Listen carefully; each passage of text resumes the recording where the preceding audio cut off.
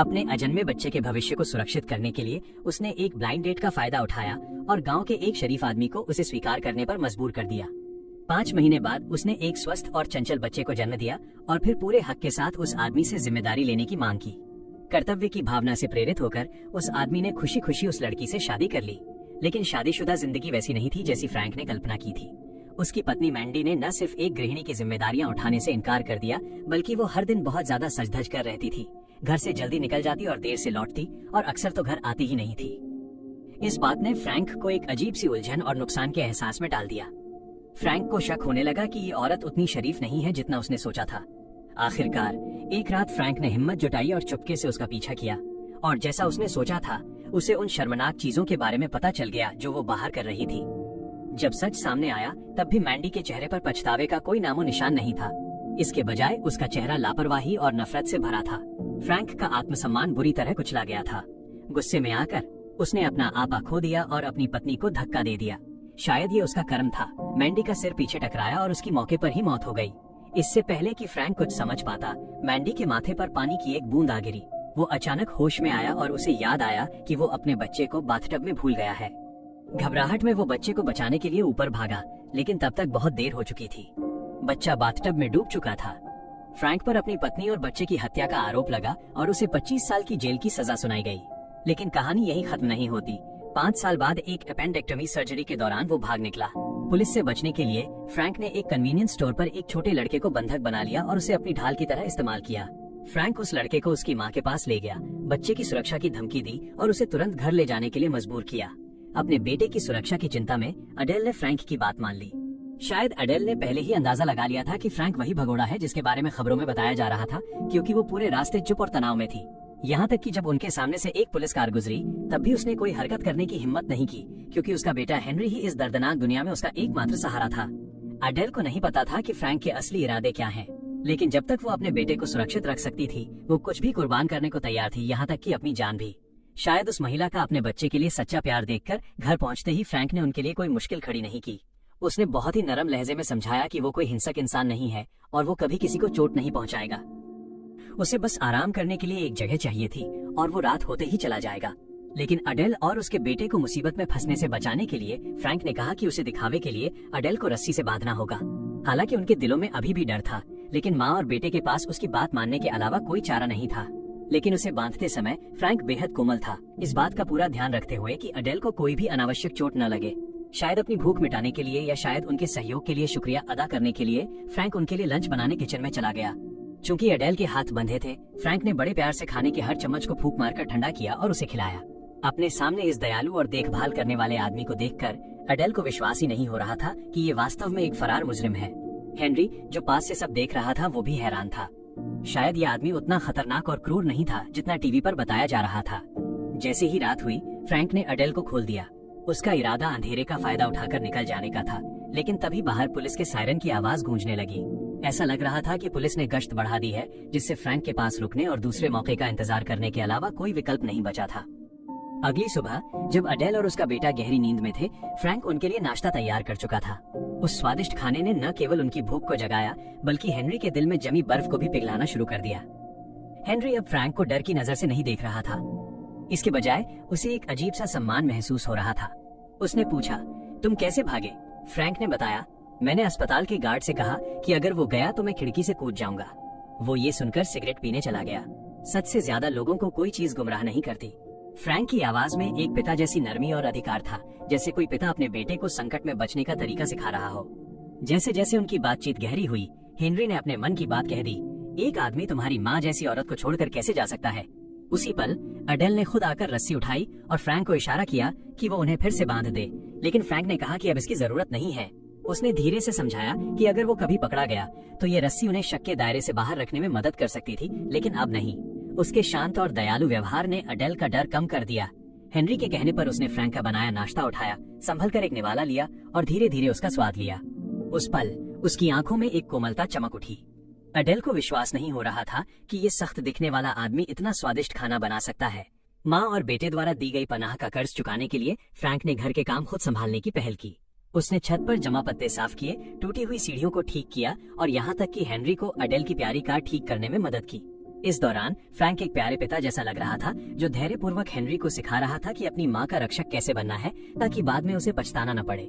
शायद ये वो सबक थे जो फ्रैंक के अपने गहरे पछतावे से निकले थे। उसने कबूल किया कि उसके भागने की वजह सिर्फ अपने घर लौटना और अपने माता पिता को खुद दफनाना था, जिनकी एक दुर्घटना में मौत हो गई थी। फ्रैंक का हर शब्द हेनरी के दिल में ताजे पानी के झरने की तरह उतर रहा था। किसी वजह से ये भगोड़ा उसे वो भावनात्मक जुड़ाव दे रहा था जिसकी उसे हमेशा कमी महसूस होती थी। सुबह से शाम तक उन्होंने साथ काम किया। ब्रेक के दौरान फ्रैंक ने हेनरी को बेसबॉल खेलते समय ताकत पैदा करना सिखाया। उसका गंभीर लहजा बिल्कुल एक असली पिता जैसा था, जो अपने बेटे को कोचिंग दे रहा हो। ये दुर्लभ प्यार हेनरी के लिए बहुत कीमती था, जो बिना पिता के बड़ा हुआ था। पास ही छिपी एडेल ये दिल को छू लेने वाला नजारा देख रही थी और उसके अंदर भावनाओं की एक अनकही लहर उठी। शायद ये आदमी उतना बुरा नहीं था। थोड़े समय के लिए ही सही, माँ और बेटा जैसे भूल ही गए कि फ्रैंक एक भगोड़ा है। एडेल ने अपनी सिलाई किट निकाली और फ्रैंक की पैंट में आई दरार को बड़े ध्यान से सिला। हर टाँके में एक अनकही परवाह थी। और इसी गर्मजोशी भरे पल में फ्रैंक ने धीरे से एडेल के पैर पर बने निशान के बारे में पूछा। लेकिन जैसे ही माहौल में थोड़ी शांति आई, दरवाजे पर हुई अचानक दस्तक ने सब कुछ बिखेर दिया। फ्रैंक ने तुरंत एडेल को बंधक बना लिया और तनावपूर्ण आवाज में हेनरी को कहा कि वो आने वाले को जल्दी से चलता कर दे। जब हेनरी ने दरवाजा खोला तो उसने देखा कि ये नया पड़ोसी है जो अभी अभी शिफ्ट हुआ है। वो माँ बेटे को कुछ आड़ू पीचेस देने आया था और उसने चेतावनी दी कि पास में एक कातिल घूम रहा है, इसलिए वो ज्यादा सावधान रहे। फ्रैंक को पकड़वाने का ये एकदम सही मौका था, लेकिन हेनरी चुप रहा और बड़ी चतुराई से बहाना बनाकर पड़ोसी को भेज दिया। तभी फ्रैंक ने राहत की सांस ली, ये महसूस करते हुए कि हेनरी ने उस पर कितना भरोसा किया है। उसने पिता वाले अंदाज में उसकी तारीफ की। हेनरी मुस्कुराया, उसे गर्व महसूस हो रहा था और एडेल जो चुपचाप ये सब देख रही थी, उसने भी इस खास पल को महसूस किया। वो भावनाएं जिन्हें उसने लंबे समय से दफन कर रखा था, अब धीरे धीरे खिलने लगी थीं। उनके भरोसे का कर्ज चुकाने के लिए फ्रैंक ने सुझाव दिया कि पड़ोसी द्वारा लाए गए आड़ू का इस्तेमाल करके वो उन्हें फ्रूट पाई बनाना सिखाएगा। ये उसकी एक पारिवारिक रेसिपी थी जिस पर उसे बहुत गर्व था और अब वो इसे उन लोगों के साथ बांटना चाहता था जिन्हें वो अपना मानने लगा था। उस धूप से भरी रसोई में उनकी आकृतियां रोशनी और परछाइयों के बीच एक लय में चल रही थीं। उनका साथ ऐसा लग रहा था जैसे वो 3 लोगों का एक खुशहाल परिवार हो। फ्रैंक धीरे से एडेल के पीछे खड़ा हुआ, उसे आटा गूंथने में मदद करने लगा। इस बेहद करीबी और निजी पल में हर एक स्पर्श एडेल के दिल की धड़कनों को तेज कर रहा था। ये हल्का सा भावनात्मक खिंचाव एक गर्म धारा की तरह उसके दिल में बह रहा था, जिसने उसकी दबी हुई इच्छाओं को जगा दिया था। हेनरी, जो साइड से चुपचाप देख रहा था, उसने भी अपनी माँ में आए इस बदलाव को महसूस किया। भले ही वो उन इशारों का मतलब पूरी तरह नहीं समझता था, लेकिन उसे यकीन था कि उसकी माँ ने भी उसके जैसे ही फ्रैंक को दिल से स्वीकार कर लिया है। फ्रैंक के आने से न केवल हेनरी को पिता का प्यार मिला, बल्कि एडेल को भी प्यार में फिर से विश्वास और उम्मीद मिल गई। जैसे जैसे ओवन में फ्रूट पाई पक रही थी, उसकी मीठी खुशबू घर के कोने कोने में फैल गई। इस गर्म और आरामदायक माहौल में फ्रैंक ने हिम्मत जुटाई और धीरे से अपना हाथ एडेल की कमर पर रख दिया। जैसा उसने उम्मीद की थी, एडेल पीछे नहीं हटी। इसके बजाय वो धीरे से उसकी ओर झुक गई। वे उस शांति और मिठास में खो गए। लेकिन फ्रैंक जानता था कि यहाँ रुकना माँ और बेटे के लिए अनजान मुसीबतें ला सकता है। जैसे ही रात हुई और उसने बाहर पुलिस की गाड़ियों को दूर जाते देखा, उसे लगा कि भागने का ये सही मौका है। ये सुनकर हेनरी जैसे किसी सपने से जागा और एडेल के चेहरे पर भी निराशा छा गई। उन्होंने कहा, तुम्हें अभी अपने टांके ठीक होने देने चाहिए, तुम्हें रुकना चाहिए। उनकी सच्ची विनती सुनकर फ्रैंक दुविधा में फंस गया, लेकिन अंत में उसने रुकने का फैसला किया। फिर भी उसका दिल भारी था, ये सोचकर कि क्या ये सही फैसला है। ये अंदरूनी संघर्ष उसे रोक रहा था। फिर भी एक बेहतर जीवन की चाह और एक आदमी की स्वाभाविक जिम्मेदारी ने उसे इस परिवार का हिस्सा बनने दिया और इस सच को स्वीकार करने दिया कि हेनरी उसे एक पिता के रूप में देखता है। उनकी जिंदगी एक बिल्कुल नई राह पर मुड़ती दिख रही थी, सिवाय इसके कि वो एडेल के साथ हाथ में हाथ डालकर बाहर नहीं घूम सकता था। फ्रैंक ने वो सारी जिम्मेदारियां उठा ली थी जो एक पति को उठानी चाहिए। खाली समय में बॉलरूम डांसिंग एक दूसरे की रूह को सुकून देने का उनका तरीका बन गया। वो नजाकत भरे कदम और खामोश निगाहें उनके रिश्ते की सबसे कोमल अभिव्यक्ति बन गई। अतीत का दर्द और अन्याय धीरे धीरे यादों से मिटने लगा, लेकिन फ्रैंक की भगोड़े वाली पहचान इस खुशी में एक अनिश्चितता जोड़ रही थी जिससे उन्हें हर वक्त सतर्क रहना पड़ता था। उसी दोपहर उनकी पड़ोसी एवलिन अचानक एडेल के घर आ धमकी और उससे अपने बेटे बैरी का ख्याल रखने की भीख मांगने लगी। इससे पहले कि एडेल मना कर पाती, एवलिन पहले ही बैरी को दरवाजे पर छोड़कर जा चुकी थी। मजबूरन एडेल को जिम्मेदारी लेनी पड़ी। बाद में फ्रैंक फिर से बैरी को पिछवाड़े में ले गया और दोनों लड़कों के साथ बेसबॉल खेलते हुए एक प्यारे पिता की भूमिका निभाने लगा। तेज धूप में उनकी हंसी दिल को छू लेने वाली थी। एडेल ने भी उस हंसी के बीच अपनी खोई हुई मुस्कान पाली। पहले तो बैरी का आना एक छोटी सी खुशियों भरी रुकावट लगा, लेकिन शाम को जब एवलिन उसे लेने आई तो टीवी पर फ्रैंक के बारे में एक खबर आ गई। बैरी ने स्क्रीन पर फोटो देखी और तुरंत पहचान लिया कि ये वही आदमी है जो उसके साथ खेल रहा था। उसने अपनी माँ को बताने के लिए जोर से चिल्लाया कि भगोड़ा यही है। लेकिन एवलिन उसका मतलब नहीं समझ पाई। उसे लगा कि वो बस टीवी देखते रहना चाहता है। एवलिन का एक जोरदार थप्पड़ कमरे की शांति को वापस ले आया, लेकिन इस घटना ने सबके दिलों में डर बिठा दिया। फ्रैंक जानता था कि वो अब यहाँ ज्यादा देर नहीं रुक सकता, लेकिन वो अडेल और हेनरी को छोड़ने का ख्याल भी बर्दाश्त नहीं कर पा रहा था। किसी और अनहोनी से बचने के लिए उसने और अडेल ने साथ भागने का विचार बनाना शुरू किया, लेकिन जाने से पहले अडेल को यकीन करना था, क्या फ्रैंक वास्तव में उसके खामियों वाले रूप को स्वीकार कर पाएगा। इसलिए उसने अपने सारे दर्दनाक राज उससे साझा किए। हेनरी के जन्म के बाद वो फिर से गर्भवती हुई थी, लेकिन एक लापरवाही की वजह से बच्चा जन्म से पहले ही मर गया, और इससे भी बुरा ये हुआ कि वो अब कभी मां नहीं बन सकती थी। हेनरी का पिता ये स्वीकार नहीं कर पाया और अंततः उसे छोड़कर अपनी सेक्रेटरी के साथ नई दुनिया बसा ली। एक के बाद एक चोट ने अडेल की आत्मा पर काला साया डाल दिया था और वो गहरे डिप्रेशन में चली गई थी। शुक्र है हेनरी के साथ ने उसे जीने की ताकत दी, इसलिए इस बार जाना उसके लिए अतीत को अलविदा कहने का तरीका था। लेकिन अंदर ही अंदर अडेल डरी हुई थी। तब फ्रैंक ने कहा, तुमने तो मुझे पहले ही स्वीकार कर लिया है। फ्रैंक के शब्द अडेल के दिल की गहराई में उतर गए, जैसे सुबह की पहली किरण अंधेरे को चीरती है। उसने न केवल उसे उम्मीद दी, बल्कि उसे खुशियों का सपना भी दिखाया। काफी सोच विचार के बाद अडेल और फ्रैंक ने अपने भागने की योजना विस्तार से बनाई। उन्हें पता नहीं था कि हेनरी दरवाजे के पीछे से सब सुन रहा था। अगले दिन वो लाइब्रेरी गया और किताबें उधार ली, ताकि अपनी माँ को भागने का एक बेहतर रास्ता खोजने में मदद कर सके। लेकिन किस्मत हमेशा तब मोड़ लेती है जब हम सबसे कम उम्मीद करते हैं। लाइब्रेरी में हेनरी की मुलाकात एलेनोर नाम की एक लड़की से हुई। अपनी माँ और फ्रैंक के बीच की भावनाओं से प्रभावित होकर हेनरी उस लड़की की तरफ खींचा चला गया। उसने नर्वस होकर उससे बात की और पता चला कि एलेनोर के माता पिता का भी तलाक हो चुका है और उसकी माँ के नए बॉयफ्रेंड ने उसे घर से निकाल दिया है।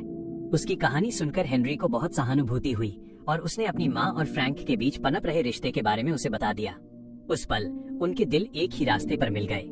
एलेनोर ने कहा, तुम्हारे पास एक ही उम्मीद है, तुम्हें उस आदमी को अपनी जिंदगी से बाहर निकालना होगा। या तो तुम उससे छुटकारा पाओ या वो शायद तुम लोगों से छुटकारा पालेगा। एलेनोर की बातों ने हेनरी को गहरी सोच में डाल दिया। जब हेनरी शाम को घर लौटा तो उसने देखा कि उसकी माँ फ्रैंक के साथ खुशी से नाच रही है। वो अब दुख के बोझ तले नहीं दबी थी। वो खिली हुई और जिंदा दिल लग रही थी। खुश होकर अडेल ने हेनरी को सब सच बताने का फैसला किया। हमने साथ जाने का फैसला किया है। हेनरी ने पूछा, क्या मैं तुम्हें फिर कभी देख पाऊंगा? अडेल ने कहा, हम सब जा रहे हैं, मैं तुम्हें कभी नहीं छोड़ूंगी। हेनरी को लगा था कि उसका हश्र भी एलेनोर जैसा होगा, लेकिन उसकी माँ वैसी नहीं थी। आखिरकार उन्होंने हेनरी को साथ ले जाने और इस नई यात्रा पर साथ निकलने का फैसला किया। अगली सुबह जल्दी उन्होंने सामान पैक करना शुरू कर दिया, लेकिन जाने से पहले हेनरी एक आखिरी बार एलेनोर से मिलना चाहता था। वो उसे बताना चाहता था कि उसे छोड़ा नहीं जा रहा है और उसे अलविदा कहना चाहता था। लेकिन बातों बातों में उसके मुंह से कुछ निकल गया और एलेनोर ने उसकी माँ और फ्रैंक के बारे में सच का अंदाजा लगा लिया। हेनरी घबरा गया, लेकिन शुक्र है कि एलेनोर ने वादा किया कि वो किसी को नहीं बताएगी। घर लौटते समय हेनरी ने अपने जैविक पिता बायोलॉजिकल फादर को एक पत्र लिखने का फैसला किया। ये एक विदाई पत्र था जिसमें कोई नफरत या दोष नहीं था। उसने चुपके से वो पत्र अपने पिता के मेल बॉक्स में डाल दिया। उस पल हेनरी को एक अजीब सी शांति महसूस हुई, लेकिन घर जाते समय उसे एक पुलिस अधिकारी ने देख लिया जो अडेल पर बुरी नजर रखता था। अधिकारी ने जिद करके हेनरी को घर छोड़ने के लिए अपनी गाड़ी में बैठा लिया। जब वे घर के सामने रुके तो अडेल पुलिस की गाड़ी देखकर घबरा गई। सौभाग्य से ये सिर्फ एक गलतफहमी थी। अधिकारी बस उसे सुरक्षित घर छोड़ने आया था, लेकिन ऊपर मौजूद फ्रैंक ने ये सब देखा और समझ गया कि उनका समय खत्म हो रहा है। खतरे से बचने के लिए उसने अडेल को जल्दी से बैंक जाकर पैसे निकालने का सुझाव दिया, लेकिन बैंक में पता चला कि ज्यादा कैश निकालने के लिए एक वैध कारण बताना होगा। कड़े सवालों के सामने अडेल घबरा गई। तभी हेनरी को फ्रैंक की सिखाई बात याद आई, सच को इस तरह बोलो कि वो गुमराह कर दे। हेनरी ने कहा, दरअसल हमने सारा सामान पैक कर लिया है, हम अपना अकाउंट खाली कर रहे हैं और बॉर्डर पार भागने वाले हैं। बिल्कुल बॉनी और क्लाइड की तरह, जैसा फ्रैंक ने कहा था। सच सबसे अच्छा भेस होता है। स्टाफ हंस पड़ा और उनका शक दूर हो गया। उधर घर पर फ्रैंक लाइट ठीक कर रहा था, तभी एवलिन आ गई।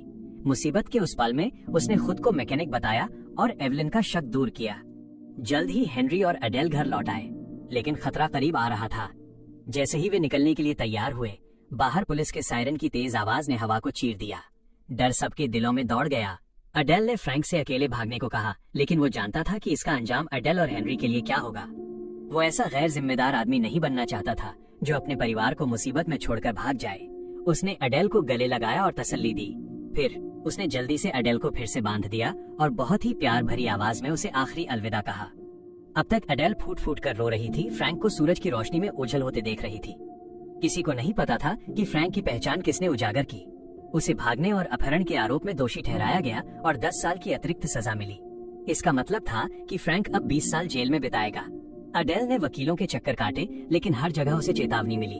अंत में उसने जाने दिया, लेकिन अपने प्यार को नहीं। वो फ्रैंक से मिलने जाती और खत लिखती, लेकिन फ्रैंक उसे रिजेक्ट करता रहा ताकि वो अपनी जिंदगी में आगे बढ़ सके। आखिरकार वो 3 दिन जो उन्होंने साथ बिताए थे वो सुंदर और यादगार थे, लेकिन शायद एक भ्रम थे। समय बीतता गया और हेनरी फ्रैंक के दिए पिता के प्यार के साये में फलता फूलता गया। वो एक बेहतरीन बेसबॉल खिलाड़ी बना और फ्रैंक की सिखाई तकनीक से अपनी पत्नी से मिला। 20 साल बाद वो एक समझदार नौजवान बन गया था।